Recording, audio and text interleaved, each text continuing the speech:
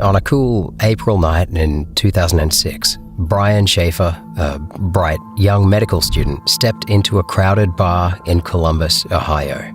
The plan was simple: have a few drinks, unwind after a long week of studying, and enjoy the company of friends. But as the night wore on, something truly bizarre happened. Brian Shaffer walked into that bar, but he never walked out. No one saw him leave, and the security cameras tell an even more chilling story. They never captured him exiting. So, what happened to Brian Shaffer that night? How does a person simply vanish into thin air in a room full of people?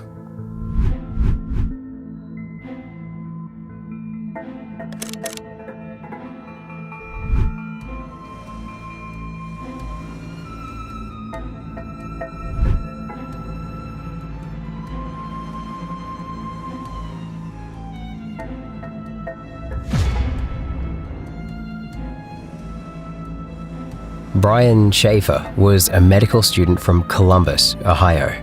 He was born on February 25, 1979, and grew up in a suburban home with his brother Derek Shaffer and his parents Renee and Randy. Brian attended Ohio State University, where he graduated with a degree in microbiology after 6 years. He was well liked by his peers and known for his laid-back, friendly demeanor. In 2004, he enrolled at OSU's College of Medicine with aspirations of becoming a doctor, though he would later say on his MySpace account, "This whole doctor thing is only a temporary job until I get my band together and release a record," quote unquote.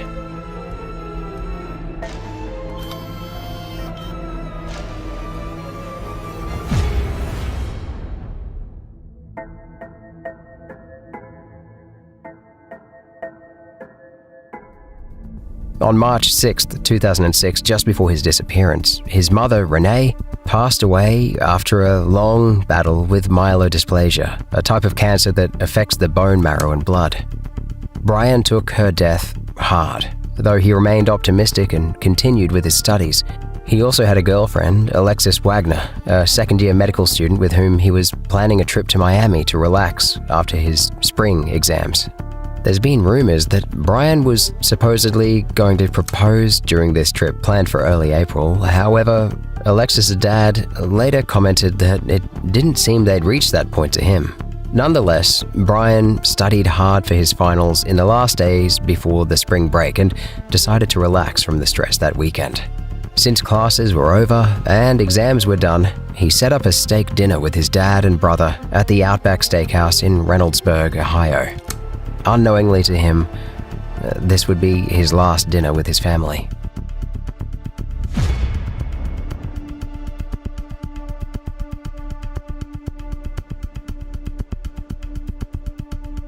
On Friday, March 31st, Brian was set to begin spring break the following week. Around evening time, a tired Brian walked into the steakhouse to have dinner with his dad and brother. He took a seat, and a few minutes later was joined by Randy Shaffer, his dad. Derek passed on the invitation as he and his wife had gone to see a comedy show that night. Tired from the night's activities, they drove straight home. 30 minutes into Brian's conversation with his father, witnesses noticed an argument between them. However, nothing serious. Randy noticed Brian looked tired from the late night studying but didn't say anything. He left the steakhouse and headed home. But for Brian, the night was only beginning.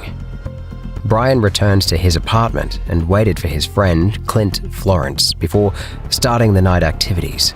Around 9 p.m., Clint arrived at the apartment, and by 9:30, Brian and Clint had been seen walking into, and excuse my American accent, the Ugly Tuna Saloona, a popular local bar. The clock struck 9:50 p.m. as Brian's phone rang. It was a call from his girlfriend, Alexis Wagner. They spoke briefly before hanging up the call. At around 11 p.m., Clint and Brian decided to try out the Short North Tavern, a 20-minute walk from the Tuna Saloona. In the next 20 minutes, they had entered another bar. At this point, they were well into their liquor.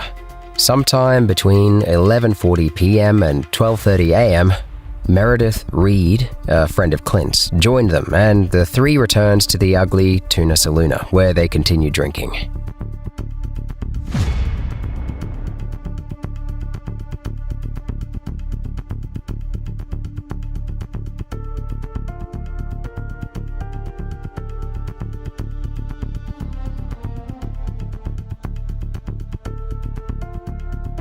At 1:15 a.m., Brian, Clint, and Meredith were captured on CCTV entering the bar.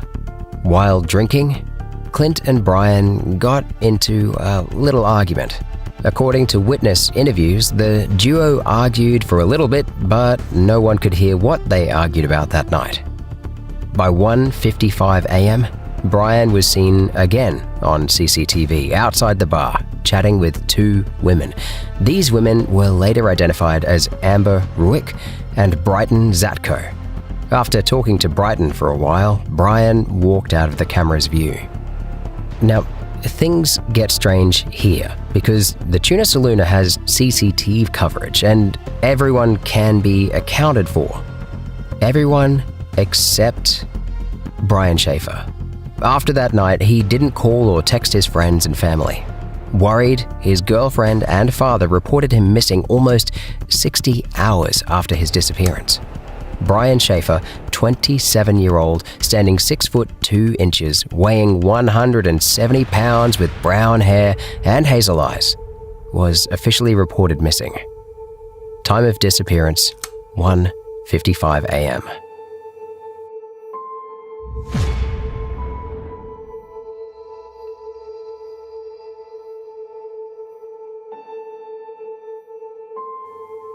The Columbus Division of Police in Ohio began their search for Brian at the Ugly Tuna, where he was last seen.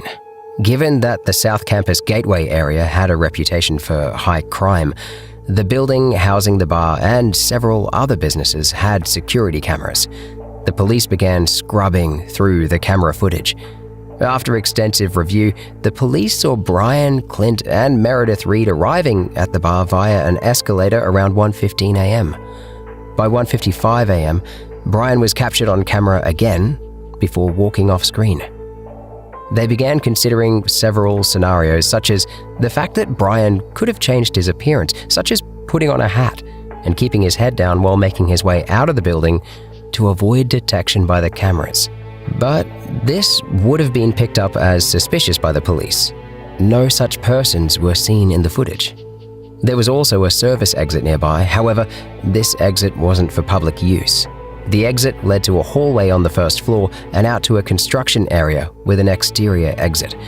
Many have said that Brian couldn't navigate through this path because he was, to be honest, very drunk. Whether he could have made it through this path is yet to be proven. According to the police, there was one particular camera that was panning left to right through the night and well into the morning. There's some speculation that Brian could have used this window and slipped through the exit while the camera was, briefly panned away. Moreover, CCTV also showed a suspicious-looking fellow in an orange shirt. But after the police looked him up, he turned out to be a taxi driver. Well, if the footage in the building couldn't show Brian leaving, perhaps they needed a change of perspective. Police took to searching footage from 3 neighboring bars, but turned up empty there as well. So they extended the search. Officers combed the streets for evidence of Brian Shaffer, going door to door and knocking on civilian houses. When that didn't yield any results, they sent out bike patrol teams and used cadaver dogs to search the streets. The police also followed up on anonymous tips, checking through dumpsters and hospitals. Everyone was fully involved in Brian's search. The police, friends and family, and even his local neighborhood. Flyers featuring Brian's photo, a tattoo of a stick figure from the Pearl Jam single, Alive. Brian's girlfriend was very involved in the search, posting her own flyers around town and making calls to nearby shelters and hospitals. Needless to say, his disappearance was very shocking to her, as they, remember, planned a trip to the beach that Monday. But all she could do now was to help the police any way she could. The police secured access to the Columbus sewer system to search for any signs of him, all to no avail. At Brian's apartment, his car was still parked outside and his apartment was untouched. In pure desperation, Brian's father, Randy, decided to ask a psychic for help. He was told to search the Olentangy River, some 10 to 15 minutes from the bar. Randy relayed this information to the police. At the time, Sergeant John Hurst was in charge, and even though he wasn't in full support, it was a psychic after all, he still sent out a dive team to check the river, at least to follow all leads, but they found nothing. After exhausting all leads near the bar, police began to explore other possibilities. Some speculated that Brian, grieving his mother's recent death, just wanted to temporarily vanish to process his loss, yet his disappearance was permanent, which obviously puts a question mark on that theory. The next step was to interview everyone Brian had recently been in contact with. Perhaps subjecting each person to a polygraph test might reveal the answers they were looking for.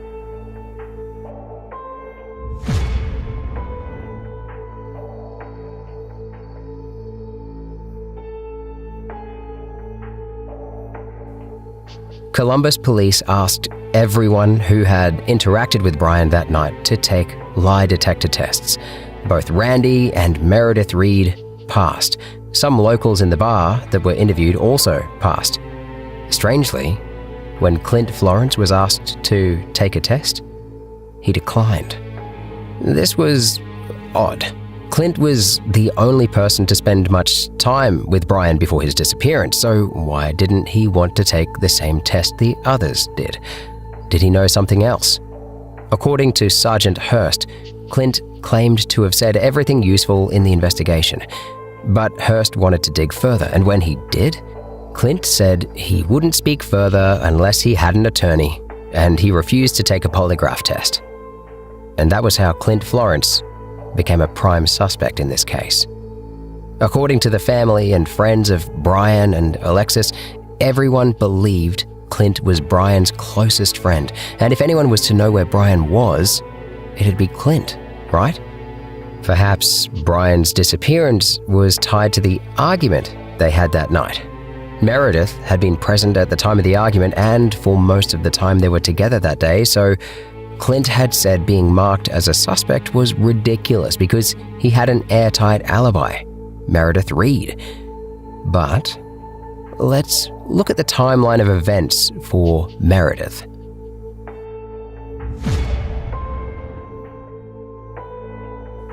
Midnight, April 1st, 2006. Meredith Reed is receiving a call from Clint, who needs a ride.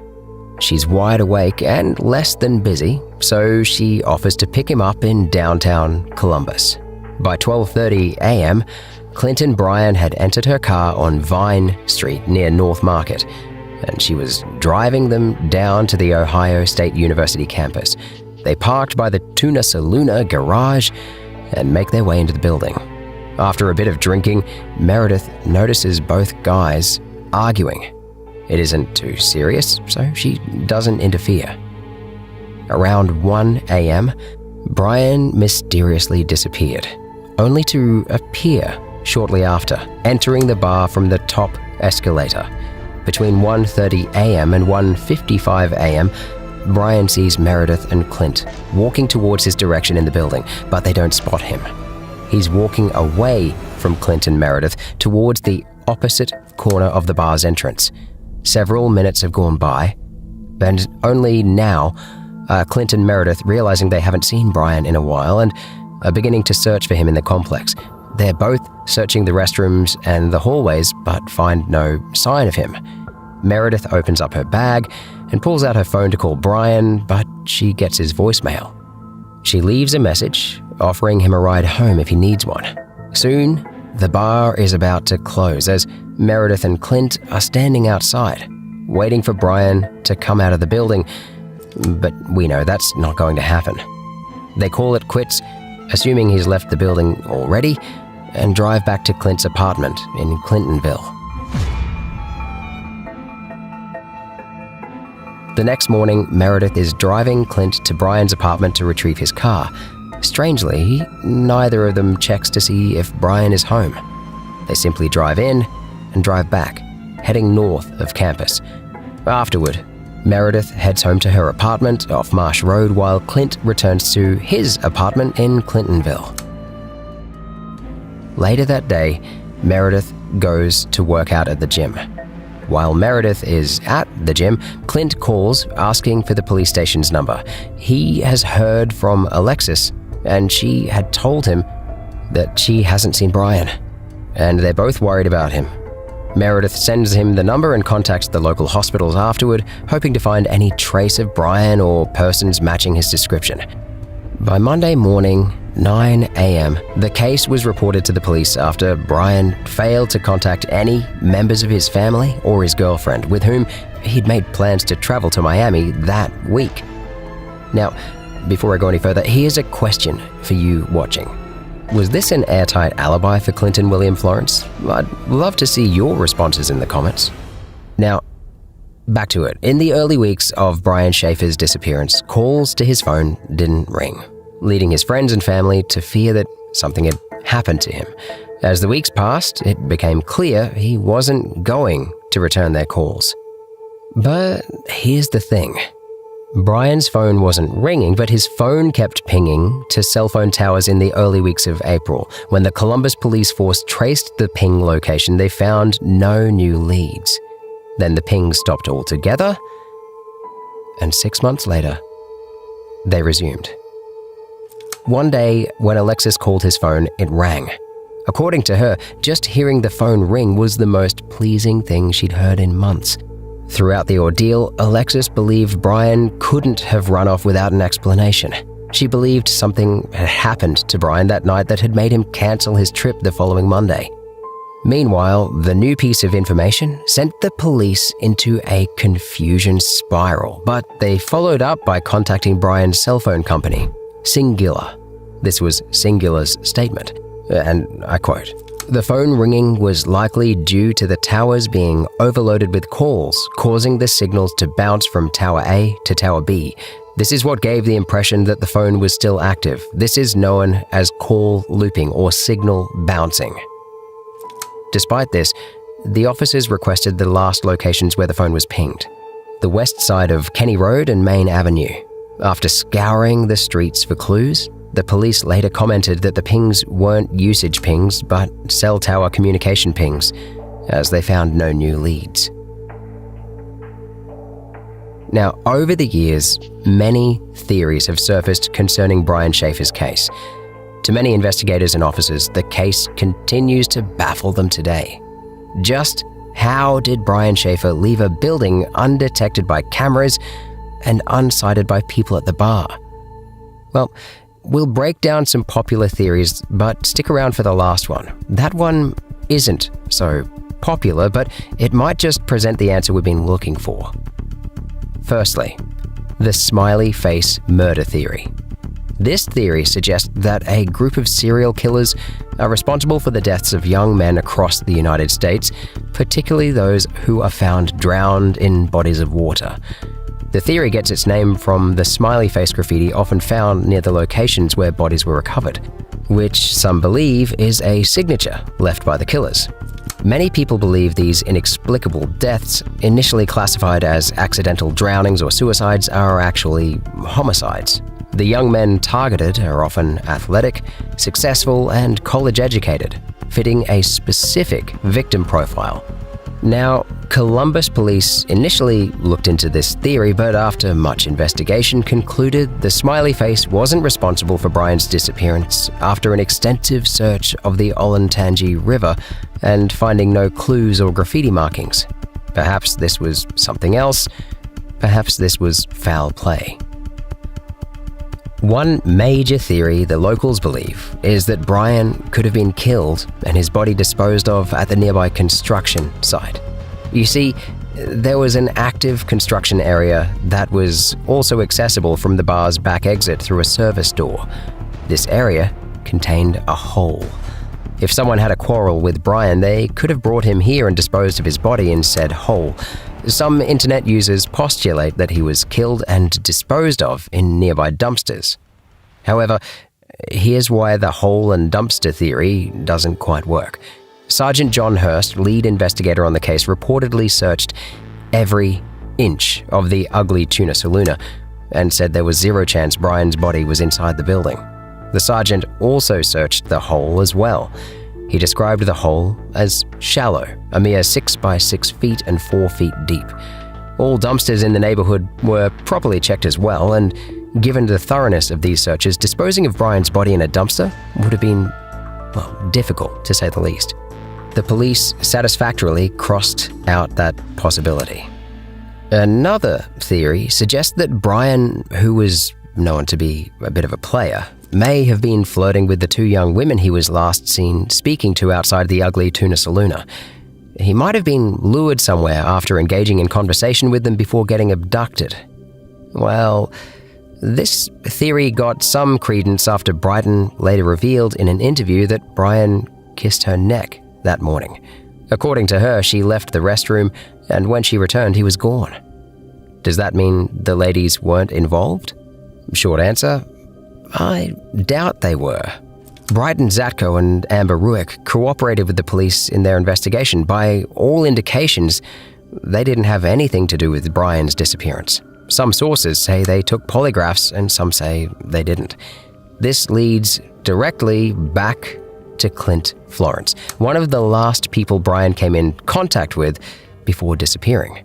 The one question that friends and family of Brian kept asking: why did Clint not take a polygraph? He claimed he had an alibi and he had given all the information he had to the police. He didn't feel comfortable talking to the police anymore. Now, I believe that's grounds for suspicion, seeing as they'd argued about something a few hours before his disappearance. Also, his alibi wasn't solid. In my opinion, the significant amount of unaccounted time for Clint weakens his alibi. But there is a gray area in Clint's case. Polygraph tests have been proven to be very inconsistent, and at most times aren't used in court cases anymore in the United States. If Clint had gotten an attorney, his attorney probably advised him to not take the test. Furthermore, when Clint was brought to speak before a grand jury by the Columbus Police Department, he refused to answer any questions. Then he completely fell out of contact with the police. Some say he was right to refuse the polygraph, but if he had nothing to hide, why wouldn't he answer the questions posed by the jury? The answer to that? Well, we'll never know. But there's one last theory that kind of rocked my world when I saw it. I haven't seen other people talk about it. It's a theory made by an anonymous user who goes by Mbufum. He claims that there's a very likely chance Brian left the building via the hallway route and ended up at the construction site where he temporarily lost signal, which was why his phone was unresponsive. From the cell phone tower records, his phone pinged around the building at 2:11 a.m. Now, here's a piece of information that isn't so public. From Brian's phone records, he'd made several calls that night to various friends, guys who all knew each other and hung out together often. It's unclear if Brian ran into any of these friends before arriving at the bar. Now, despite having all their numbers, there's a sense Brian may have not been entirely integrated into their group. This user goes on to say that one number stood out from Brian's contacts, but it was eventually traced to an apartment near Lane and Kenny. This is probably Brian's last known location. There's a high chance Brian had left the building that night, met up with some guys, probably with a hold of his 20 grand, and was never heard from again. Heck, maybe his friend Clint was allegedly involved. I don't know about you, but if my close friend was missing, I'd do everything in my power to aid the investigation, to find him. Did he do everything in his power? As for the rest of the Shaffer family, in September of that year, while Randy was working in his home, during high winds, a tree blew over and hit him. Sadly, he passed away from the accident. Strangely, a letter was posted to Randy after his death, with a tag from Brian. When the police looked into this, they discovered quickly that it was a hoax, as the letter had been sent from a computer accessible to the public. 3 years after the incident, his girlfriend was finally able to put the heartache behind her, fall in love again, marry, and have children. Today, she's an obstetrician gynecologist in Toledo. As for Derek, the pain from losing his mother, brother, and father was too much to bear. Today, he wears a missing persons bracelet and keeps a low profile with his wife and kids. Dead serious here. This last April, a young man named Brian Shaffer kind of went missing. He looks like he's in his 20s. He's 6'2", real handsome guy. If you look into this, it's out there. Findbrianshaffer.com, that's his name, Brian Shaffer. And it feels like he's one of our own. And if you have any information, there is a reward, but you can also remain anonymous by calling Crime Stoppers Ohio. There's information on NBC4, and like I said, he's one of us, and we miss him here tonight, and hopefully